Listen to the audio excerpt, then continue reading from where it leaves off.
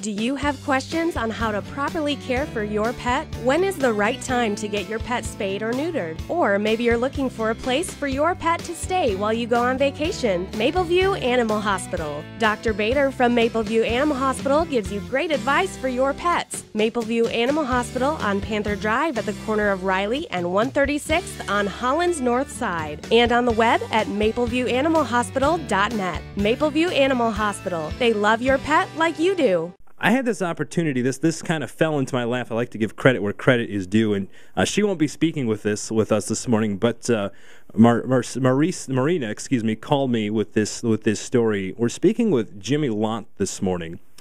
Jimmy is a long-time Holland resident. His family was talking to me just off the air.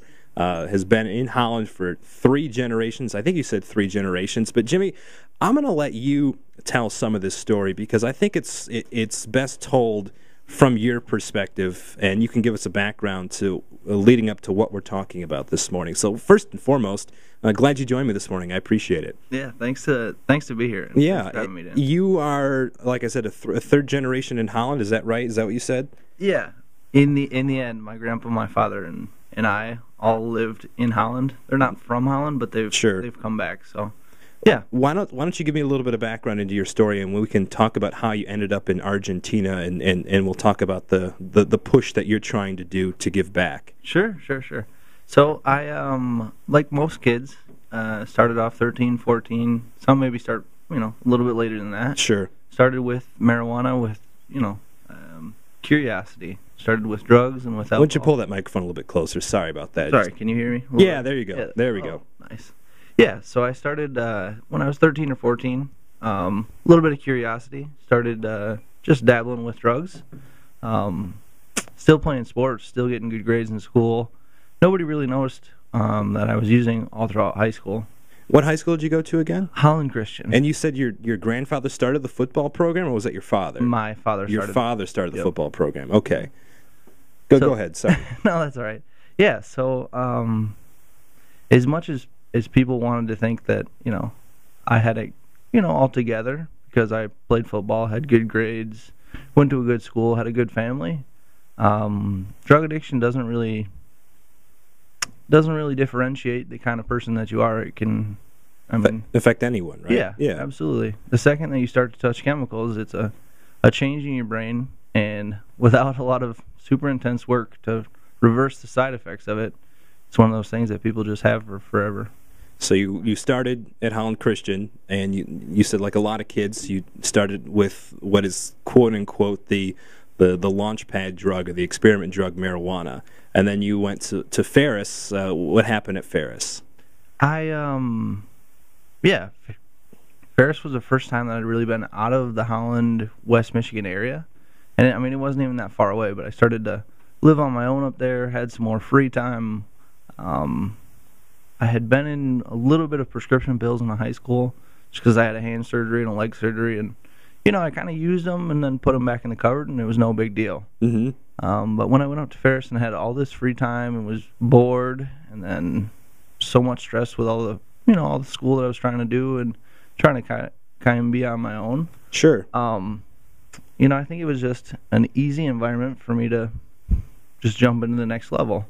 So I started with methadone first, and when the methadone ran out, the next step was heroin. What is methadone? Are you talking about methamphetamines or methadone? What is there a difference? No, methadone is a drug that they usually give to people who are coming off of heroin. Oh, okay. Or severe cancer patients. I see. Okay. So it's same effects as OxyContin or heroin. Okay. But I started with that instead of coming off of heroin. I see. So you started with that, and then you went to heroin.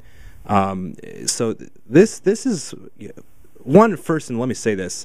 I appreciate you telling the story because I would imagine by now you're probably used to it, but I'm sure at some point this was difficult for you to talk about. Would you agree with that? Yeah. Very difficult for me to talk about. It's one of those things that's hard for every family who goes through it, and I know for my family, and I know for me that it was hard, and it's hard to share it, but I think that I need to share it so that any other family who's out there can just know that, it's not like my dad did anything wrong. It's not like my family did anything wrong. It's not like I personally did anything wrong. It's not like I was weak or that God didn't help me enough. Sure. It's one of those things that addiction is kind of in our society right now. And we need to just help each person, listen when we can, just be there so that when they want to get out, they can. So you were at Ferris State again. We're speaking with Jimmy Lont, who's a Holland resident, went to Holland Christian, and you went to Ferris for a while. You said you walked down with the football team, and then because of your drug addiction, ended up having to get off the football team. You ended up in prison for a while. What happened when you were in prison? Yeah, so I sold heroin to another ex Holland Christian graduate. Mm-hmm. Yeah. And I got arrested, spent a year in Ottawa County Jail, and through kind of, just an awesome plan or a divine plan, one of the probation officers for Ottawa County, his name is Bill Poole, he had a son who was also addicted to heroin, mm-hmm. and his son had gone down to Argentina to this place, CMI Abasto, and he had started to have good results. So he came back on a trip, and his dad one day came to visit me while I was in jail, and he just said, "Hey, you look just like my son. You guys both have the same tattoo on your arm. You guys both were addicted to heroin for a while. Both your grandpas are CRC pastors.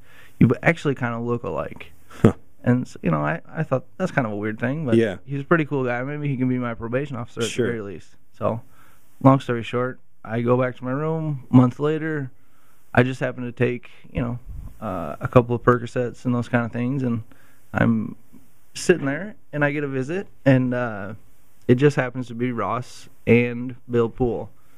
And so, I've taken drugs, and they've come in, and they're visiting me, and I just heard Ross's story, and he said, "Hey, I'm a little bit older than you. It'd been 10, 12 years that I struggled with heroin addiction, and years before that with other stuff. And this place in Argentina was the only thing that helped me. I know that you're struggling, and I know that you've tried everything around here. Why don't you come give this a try?" You were there for a couple of years. Was that a scary jump to go to Argentina?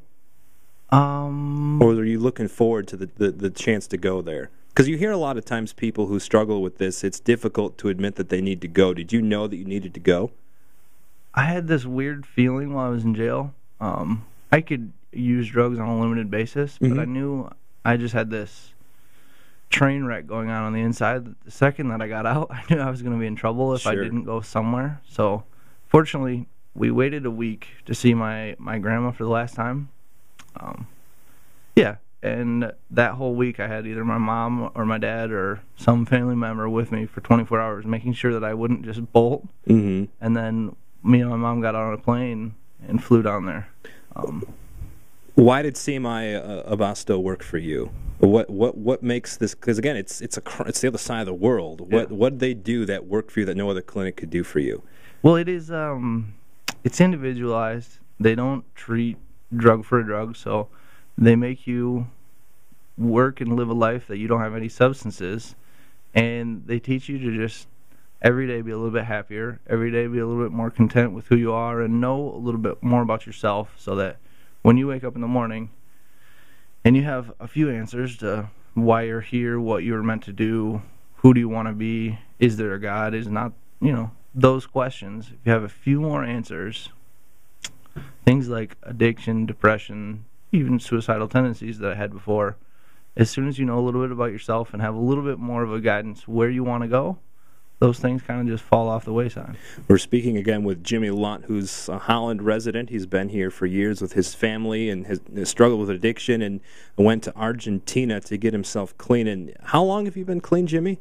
How long have you been off drug addiction? Yeah, so thanks for saying clean. We actually say cured. I'm sorry. What's the best way to say it? Is it cured or no? Is clean offensive? I don't know. No, it's not actually. I think it's a different word that we use. Mm-hmm. Just because of the way that we treat people, we feel like, and I feel like I don't have any urges at all. Mm-hmm. I haven't for about 2.5 years or longer than that. So I have been clean for 3.5 years, but I would say that the last urge that I had. That's outstanding. Why tell your story? What is your goal about talking about this now?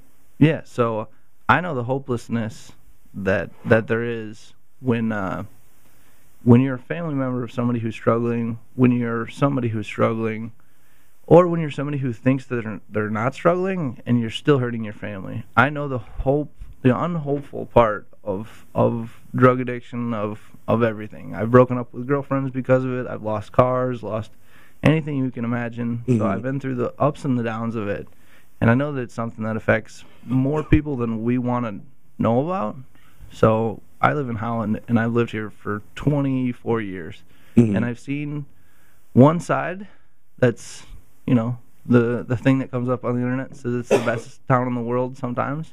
And then there's another, just like every other city in the world, there's another part underneath the sub-level that people are struggling. And I want to try and reach out and help either their families, or I want to reach them. No, it's a cool success story, and something that I think is interesting because of where you've been and what you're trying to do now. And at the end of the day, what is your goal? What do you want to do to try to help people?